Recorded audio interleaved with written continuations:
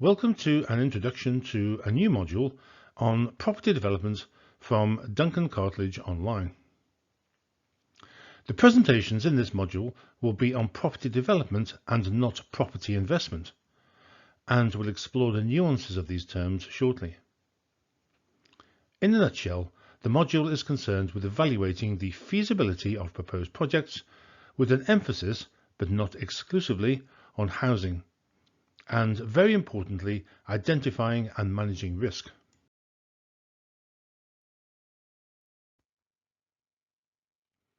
So, what are the differences between a property developer and a property investor?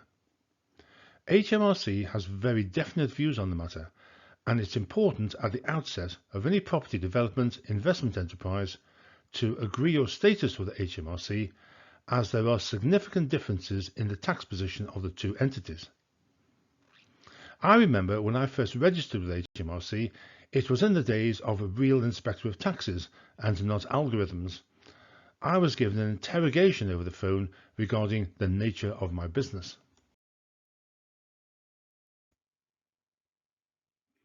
First, let's look at property developers. HMRC regard property developers like any other trading company that makes and sells a commodity. Any profit on the commodity, for example, houses, flats, etc., being subject to income or corporation tax as appropriate.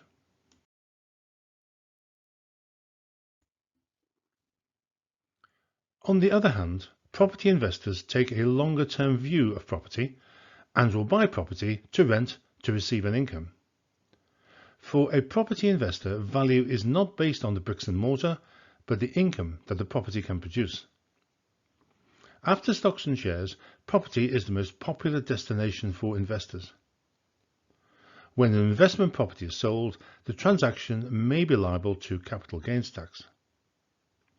The availability of capital allowances to property investors will be discussed later as part of this module. When it comes to deciding whether you are a developer or an investor, it's HMRC that will decide, and to help them come to a conclusion, a number of tests are applied, some of which are listed here. So, be prepared for a grilling.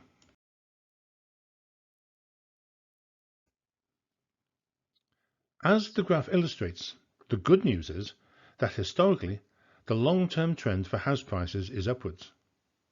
However, note the blips on the curve in 1976, 1990 to 96, and 2008.